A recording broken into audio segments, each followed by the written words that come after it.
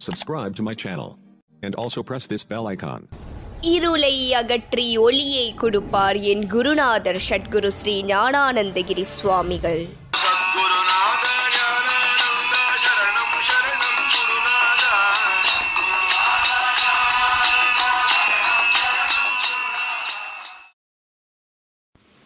அனைவருக்கும் வசந்தாவின் வணக்கம். ஸ்ரீ ஞானானந்த தரிசனம் 10ஆம் அத்தியாயம் நேற்றைய தொடர்ச்சி. பொதுவாக நமது அனுபவம் உலகத்தில் உள்ள பொருள்களையோ அல்லது இடங்களையோ அல்லது சடங்குகளை செய்வதிலோ அல்லது அவற்றை பார்ப்பதிலோ அல்லது வேதங்களை ஓதுவதிலோ அல்லது அவற்றின் பொருளை தியானிப்பதிலோ அல்லது சொற்பொழிவுகளை கேட்பதிலோ இன்னும் இதை போன்ற பிறவற்றையோ சார்ந்திருக்கும். ஆனால் இவை யாவற்றிற்கும் அப்பாற்பட்டதோர் தனித்த அனுபவம் உண்டு. இதய குகையில் பரம்பொருளை சாட்சாத்கரித்து அதனுடைய ஒளி எவரிடம் மிகவும் தேசுடன் ஒளிர்கின்றதோ அத்தகையவருடன் குரு என்னும் பரம்பொருளுடன் சந்திப்பதாகிய அனுபவம்தான் அதீதமானது. வாஸ்தவமாகவே ஒரு உண்மையான குருவை காண்பது எவ்வளவு அரிதோ அவ்வளவு அரிது ஒரு உண்மையான சீடனை காண்பதும். எப்போது சீடன் பக்குவ நிலையில் இருக்கிறானோ அப்போது அவனுக்கு தானாகவே குரு தோன்றுவார் என்ற ஹிந்து சம்பிரதாயம் மிகவும் பொருத்தமுடையது. பக்குவ நிலையை அடையாதவர்களே குருமார்களை தேடி சென்ற வண்ணம் காலத்தை கழிப்பர். குருவும் சீடரும் ஒருவரை ஒருவர் ஆக்கர்ஷித்து ஒருவருடன் ஒருவர் இணைந்த வண்ணம் இருக்கும் தம்பதி போன்று இணை பிரியாதவர்கள் ஆவார்கள். காந்தத்தின் இரு துருவங்களைப் போன்று பரஸ்பர சம்பந்தத்தினால்தான் இவர்கள் நிலைத்து நிற்கிறார்கள். ஐக்கிய நிலைக்கு முன்னேறும் இருவர் இரண்டர கலந்து அனுபூதியாக நிற்கும் முடிவான நிலை. குரு என்பவர் பண்டிதரோ அல்லது பேராசிரியரோ மத பிரச்சாரகரோ அல்லது பிறரிடம் இருந்தோ அல்லது நூல்களில் இருந்தோ கற்று அதனை மற்றவர்களுக்கு வழங்கும் ஆன்மீக வழிகாட்டியோ அல்ல என உறுதியாக கூறலாம். குரு எனப்படுவர் முதலாவதாக தாமே மெய்ப்பொருளை அடைந்து தமது சாட்சாத்காரமாகிய அனுபவத்தினால் அதை அடையும் மார்க்கத்தையும் தெரிந்தவர்.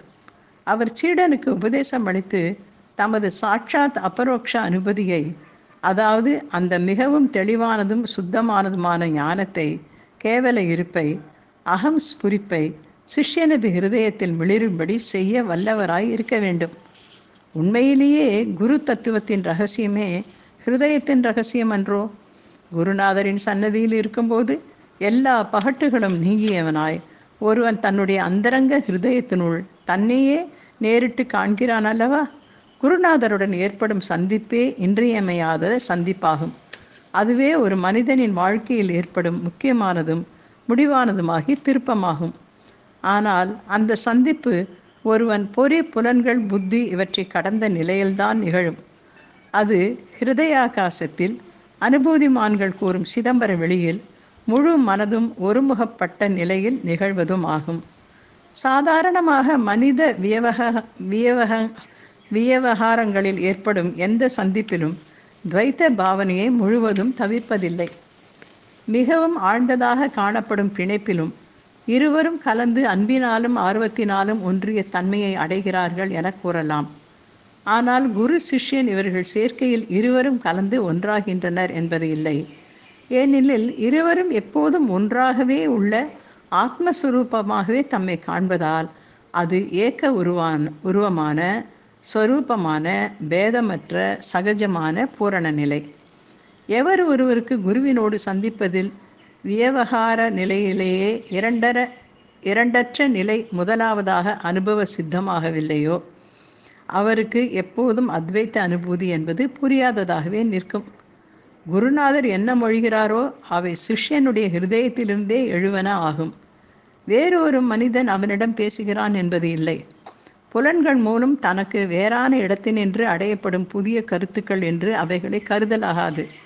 குருநாதரின் மொழிகளின் அலைகள் சீடனது செவியை எட்டியதும் குருநாதரின் கண்கள் அருள் பார்வையால் ஆழ்ந்து நோக்கியதும் புதிதாக கண்டு கொண்ட சிஷ்யனுடைய இதய குகையிலிருந்து உள்ள கிளர்ச்சிகள் ஏற்பட்டு அவனை அவனுக்கே உணர்த்துகிறது. எந்த வார்த்தைகளை குரு மொழிந்தால் என்ன? அவற்றினுடைய முழு சக்தி அவற்றை கேட்பவரின் ஹிருதயத்தில் பிரதிபலிப்பில் உள்ளது. குருநாதரை பார்க்கும்போதே அவர் மொழியை கேட்கும்போதே சிஷ்யன் தன்னுடைய நிஜ ஸ்வரூபத்தை, உண்மையான இயல்பை நேரடியாக ஹிருதயத்தில் கண்டு கொள்கிறான். ஒவ்வொருவரும் தனக்கு தெரியாமல் கூட இந்த ஸ்வரூப அனுபவத்திற்காகவே விழைகிறான். இறுதியான நிலையில் எவர் ஒருவர் சொற்களின் உதவியின்றியே சிஷ்யனின் ஒருமுகப்பட்ட மனதை கவர்ந்து வேத ரிஷிகள் உபதேசித்த தத்வம் அசி, அதுவாக நீ இருக்கிறாய் என்பதை உணர வைக்கிறாரோ அவரே உண்மையான குரு ஆவார். சிஷ்யன் இறுதி தடையை தாண்டுவதற்காக உதவியை நாடியிருக்கும் அதே க்ஷணத்தில் இந்த குரு தத்துவம் ஒரு வெளி உருவத்தை தரித்து கொண்டு குருமூர்த்தியாக தோன்றுகிறது. இந்த அடிப்படையில் தான் அருணாச்சலரே ரமணரின் குரு எனலாம். ஆதாரபூர்வகமான ஆன்மீக தொடர்புக்குள்ள நெறியாகும் ஆத்ம பாஷை என்னும் மௌனத்தால் பேசாமல் பேசும் மொழி. சுருதி முடிவு மௌனமாகிய அந்த ஆத்ம பாஷை பரத்தத்துவத்தில் நாதமாக தோன்றி அந்நிலையிலேயே இலங்குவதாக உள்ளது. இத்தகையதான உள்ளத்தின் உள்ளே நிகழும் சந்திப்பே சாதாரணமாக தரிசனம் என்று கூறப்படுகிறது. தரிசனம் என்ற சொல்லுக்கு பார்த்தல் என்பது பொருளாகும். நம்முடைய மனித இயல்பின் வரையறுக்கப்பட்ட நிலையில் இருந்தபோதும் மெய்ப்பொருளுடன் நிகழக்கூடிய நேரிடை தொடர்பு தரிசனமாகும். பல சித்தாந்தங்கள் மூலம் மெய்ப்பொருளை காண்பதற்கு வழிகள் கூறும் மகரிஷிகளின் மதங்களும் தரிசனங்கள் எனப்படுகின்றன. மேலும் புனிதமான க்ஷேத்திரங்களை, கோவில்களை, திவ்ய மங்கள மூர்த்திகளை காண்பதும் தரிசனமாகும். நாம ரூபங்களுக்கு அப்பாற்பட்ட பரம்பொருள் ஆர்வமிக்க மனிதனின் எண்ணங்களுக்கேற்ப உருவை தாங்கி நிற்கும் கோலமே மூர்த்தி வடிவமாகும். பக்குவம் அடைந்தவனுக்கு இவை எல்லாவற்றையும் விட பயன் தரக்கூடியதாக உள்ளது சாதுக்களின் தரிசனம். மெய்ப்பொருளின் தரிசனத்திற்கு கடைசி படியாக அமைவது குருநாதரின் தரிசனமே. இந்த தருணத்தில்தான் இறுதி திரையான ஆவரணம் நீங்கி எல்லா துவைத்த பாவனையும் கடக்கப்படுகிறது. இதுதான் இறுதியான பூரணமான தரிசனம். இதையே இந்திய நாடு தொன்று தொட்ட காலத்திலிருந்து நாடி வருகிறது. இதில் இந்தியா தன் இரகசியத்தையே தத்துவத்தையே உணர்த்துகிறது. நிஜமான சொரூபத்தில் தன்னை அறிவித்துக் கொள்வதுடன் உன்னையே உனக்கு காட்டித் தருகிறது. சத்குரு ஸ்ரீ ஞானானந்தகிரி சுவாமிக்கு ஜெய். நன்றி, வணக்கம்.